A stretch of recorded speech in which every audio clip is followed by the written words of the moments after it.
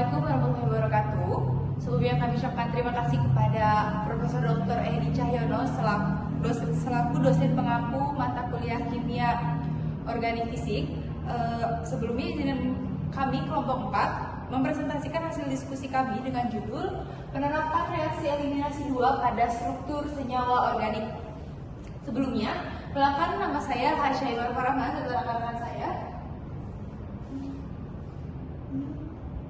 Saya ada Suara Sinan dengan NIM akhir 037.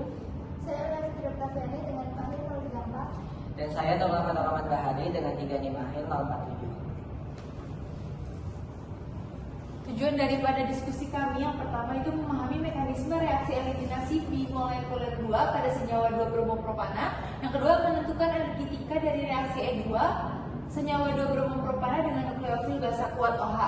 Yang ketiga, menentukan kinetika dari parameter semi empirikal PM6 dengan menggunakan Gaussian dan Gauss view. Yang keempat, memahami mekanisme reaksi E2 dan penerapannya. Adapun pendahuluannya yaitu reaksi eliminasi merupakan salah satu transformasi fundamental dalam kimia organik yang melibatkan belasan molekul sederhana seperti air atau hidrogen halida dari suatu substrat untuk menghasilkan ikatan rapat. Dalam penerapan dunia industri kimia dan farmasi, tahapan reaksi eliminasi memiliki peran krusial untuk menghasilkan produk senyawa dengan struktur spesifik yang diinginkan.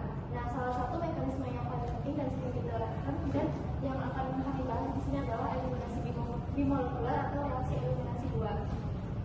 Kemudian untuk penjelasan mekanisme lebih lanjutnya akan dijelaskan slide berikutnya.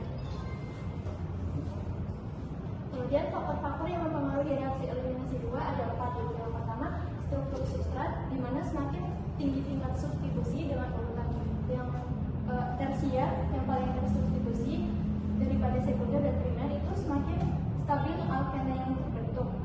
Nah, stabilitas ini menurunkan energi transisi sehingga reaksi eliminasi 2 itu berlangsung lebih cepat. Kemudian faktor yang kedua adalah kekuatan dan konsentrasi basa. Basa yang kuat memiliki kemampuan tinggi untuk menarik hidrogen beta sehingga mempercepat tahap eliminasi ini.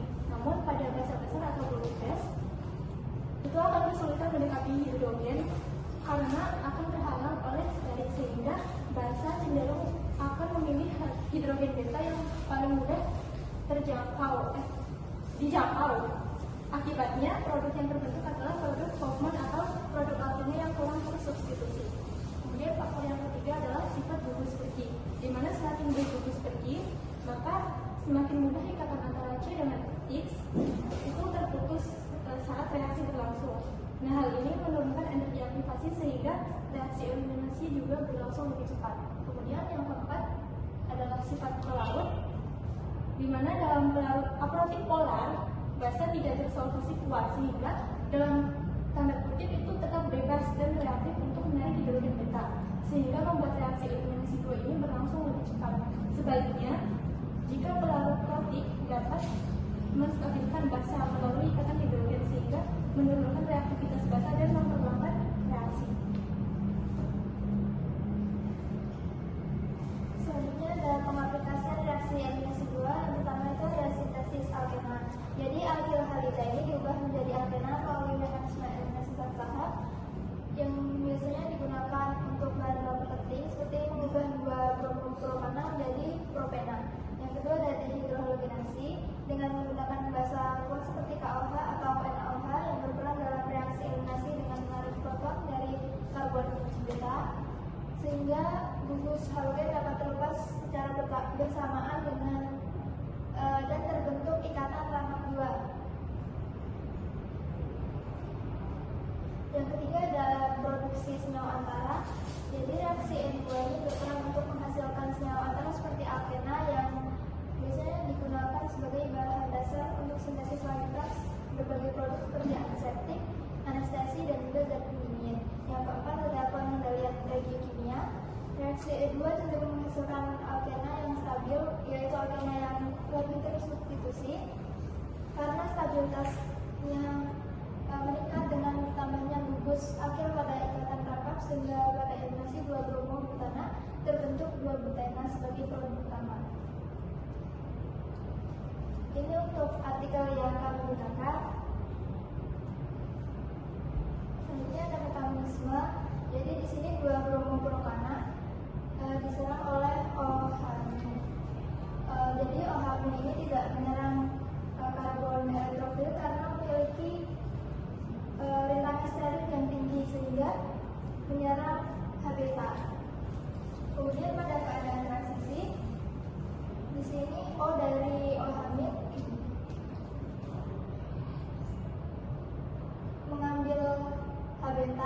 diikuti dengan pelepasan ikatan beta dan juga terbentuknya ikatan rangkap dan pelepasan ikatan yang bromida.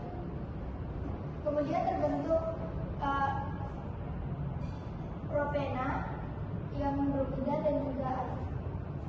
Lalu konfirmasi yang diikuti di sini yaitu ada konfirmasi staggered yang karena konfirmasi ini tidak mengalami tumpang tindih awan elektron sehingga tolakan elektronnya itu lebih kecil ketimbang konfirmasi eclipse. Lalu posisi staggered ini memungkinkan gugus BR dan CH3-nya itu lebih berjauhan sehingga mengurangi tolakan antar gugus, berbeda dengan eclipse yang BR dan CH3-nya ini saling berdekatan. Lalu di sini kami ada optimasi energi yang dimulai dari reaktannya terdiri dari dua bromopropana dan nukleofil OH-nya. Lalu ada keadaan transisi dan juga produknya terdiri dari propena, ion bromida dan air. Di sini kami memperoleh kalau untuk energinya dari reaktannya aja itu sebesar sekian. Ini minus 183,9838 kJ per mol. Keadaan transisinya kami memperoleh sebesar minus 91,4984 kJ per mol dan energi dari produknya itu diperoleh minus 253,6254 kJ per mol. Lalu di sini kami mencari energi relatif. Energi tujuannya itu untuk melihat berapa energi yang diperlukan untuk mencapai keadaan transisi agar reaktan ini diubah menjadi produk dengan cara reaktannya ini dinolkan. Jadi semuanya ini dikurangi dengan reaktan. Nah, dapat diperoleh sehingga diperoleh energi aktivasinya itu sebesar plus 92,4854 kJ per mol. Diagram energi yang ditunjukkan ini merupakan energi bebas Gibbs yang terdiri dari energi elektronik, koreksi thermal, dan entropi dari tiap substrat, sehingga energi aktivasi yang kami peroleh ini juga merupakan energi bebas aktivasi. Lalu untuk delta G-nya itu kami peroleh dengan cara nilai energi produk dikurangi energi reaktan sehingga memperoleh nilai negatif 69,6416 kJ per mol. Nilai negatif ini artinya reaksi pembentukan pembentukan propena dari dua bromopropana ini bersifat eksotermik dalam pelarut air, di mana produknya itu lebih stabil dibandingkan reaktannya. Lalu selanjutnya kami mencari, setelah kami memperoleh energi aktivasi, kami mencari kinetikanya dengan parameter yang kami gunakan, yaitu metodenya semi empirikal PM6 dalam pelarut air. Muatan multiplikasinya itu negatif 1 dan similar. Lalu kami tujuannya itu mencari tetapan laju untuk memperoleh persamaan lajunya karena reaksi E2 ini mengikuti orde 2 sehingga kami memerlukan nilai tetapan lajunya. Lalu juga suhu dan tekanannya kami atur sebagai suhu standar, yaitu keadaan standar yaitu suhu 25 derajat Celcius dan tekanan 1 atmosfer. Untuk mencari parameter lainnya kami menggunakan persamaan Erik-Poynii dengan KB ini merupakan tetapan Boltzmann dan T ini suhu, H ini tetap konstan Kaplan dan ini merupakan nilai energi bebas aktivasi. Lalu R ini merupakan tetapan gas ideal. Lalu dari persamaan Erik-Poynii ini kami memperoleh tetapan lajunya sebesar 3,89 kali 10 pangkat min 4 liter mol min 1 second min 1, sehingga persamaan lajunya itu menjadi rate sama dengan 3,89 kali 10 pangkat min 4 liter per mol second. Lalu kami juga mencari waktu paruh atau T setengah, yang artinya waktu yang dibutuhkan ketika konsentrasi pada waktu itu sama dengan setengah konsentrasi awal. Karena ini orde 2, maka waktu paruhnya itu menggunakan rumus T setengah sama dengan 1 per K kali konsentrasi awal, sehingga diperoleh karena konsentrasi awal yang kami menganggapnya ini 1 molar, maka diperoleh waktu paruhnya sama dengan 2570,69 second atau 42,84 menit. Nilai tetapan laju ini menunjukkan indikator kemudahan reaksi pada suhu 25 derajat Celcius dan tekanan 1 atmosfer.